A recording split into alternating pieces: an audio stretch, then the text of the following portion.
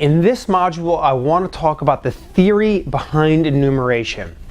And now in the previous module, scanning, we basically only wanted to find out if a target was on or off, or the ports were open or closed. We only wanted some basic information, port scans, vulnerability scans, and things like that. But in enumeration, what we're really asking here is, can I have more? And it's highly targeted. Okay, so let's look at this.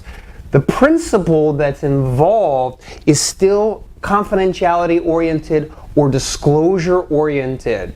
Notice we still haven't changed the integrity of our target yet. We're going to get there, but most of the life cycle of penetration testing is what information is available to me, documenting that, and how can I combine all of that like a puzzle and ultimately form the actual attack. So we're getting real close to penetrating a system, but we're not there yet. So let's look at enumeration. Obviously, you're going to be running some tools against the target. So between you and your target, once you reach out and you talk to this target using your tools, what information is available to us, or what would we be interested in? Well, the first thing, and this can be in no particular order here, but the first thing is what layer 2 or layer 3 information, because most of this we've probably already got from the scanning section. So what routing tables, how does the routing table look? How do the ARP tables look? So a few of the tools will disclose that type of information. Also, on our target, what users, groups, or accounts are available? Can I start enumerating lists of those? I mean, if I could reach out to Active Directory and pull a list of all user accounts, that's a treasure trove of information. Or what if it's not connected to Active Directory? What if it's a standalone system? Or what if it's a Unix system? Or is it even tied together at all? Right? So the result of users, groups, and accounts, that tells you the makeup of realistically how your target is connected to the rest of the network. Speaking of that, network resources. Okay, are there any printers connected? Anything related to networking protocols specifically, like TCP/IP, NetBIOS, server message block, any of that stuff, all very, very valid, which spins directly into services. So think of going to a client machine and looking at the particular services that perhaps Windows is running or Unix is running. If we can enumerate that list, that maps out the surface area of attack, or potentially doors to get into our target. Also, what names or naming conventions do they use? Is it a DNS name? Is it a NetBIOS name? Is there no name resolution? Can you only talk to it with TCP/IP? Or maybe it's a router that doesn't use a naming convention. All of this starts to paint the picture of what exactly our target looks like.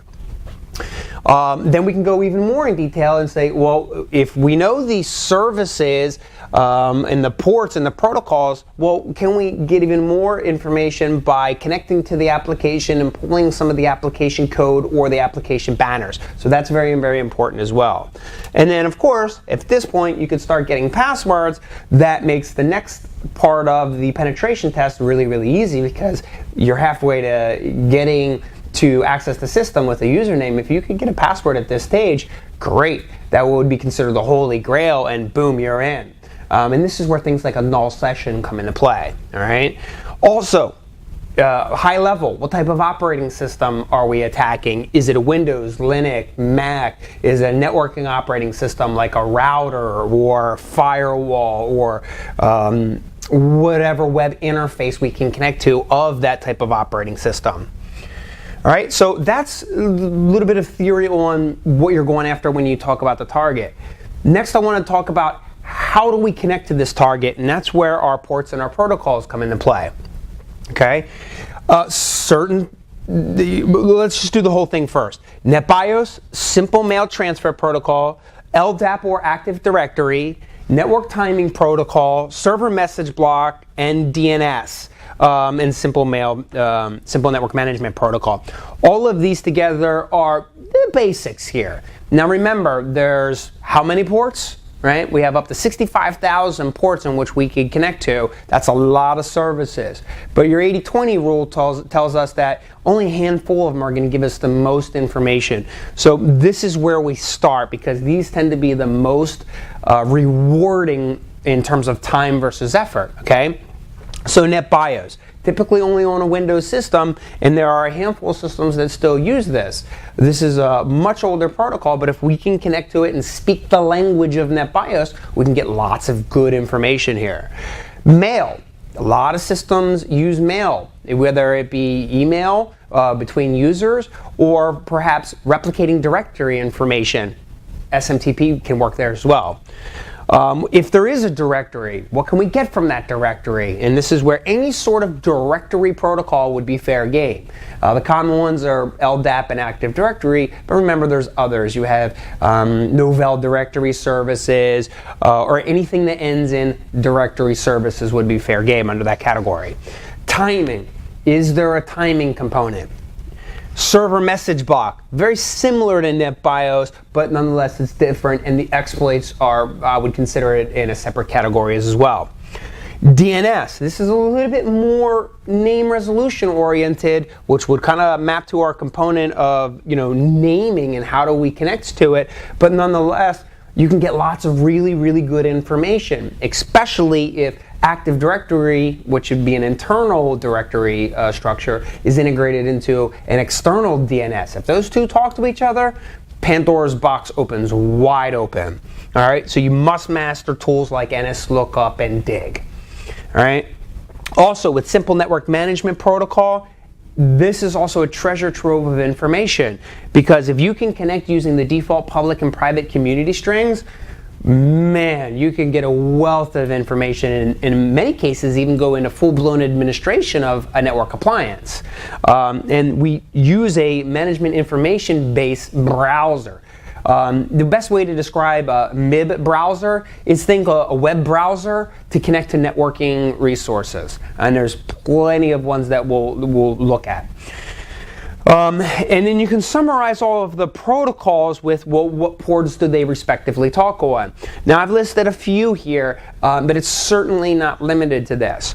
This is where your typical system administrator tends to break down in the subject of penetration testing, because they may know a few ports and protocols, but the goal of ethical hacking is to be able to find all ports and protocols, quickly look those up, and be able to do something with them. So your common ones, this is where you can play quiz to yourself here. What is port 53? If you were thinking DNS, you're right on. When do we use ports 135, 137, 139, 445? Those are common Windows-oriented ports. Or ports 161 and 162 for Simple Network Management Protocol. Or 3368 for global catalog services, or 389 for LDAP, or 3389 for remote desktop. And again, there's plenty of derivatives. So if the 3389 for remote desktop's not open, what about other ports like VNC and things like that? Okay, so let's take a step back and let's summarize before we get into the hands-on labs. We're still focusing on confidentiality. We're going to get ready to go change the integrity of our systems coming up here, which is often considered the hack. So between us and our target, we look at routing tables, users, groups, accounts, networking resources, services, names, application banners, and passwords. We want to find out as much as we can about our operating system, and we can attack any protocol or port that is available to us. But now, in the context of enumeration, remember, we want more. We should have enough information at this point to start really getting into how the system is vulnerable, what is offered to us, and how do we actually exploit that target system. Are conventional exploits going to work? Maybe something like Metasploit? Or do we have to go into unconventional methods like social engineering, shoulder surfing, and dumpster diving? All right, so let's go ahead and get started with some hands-on examples.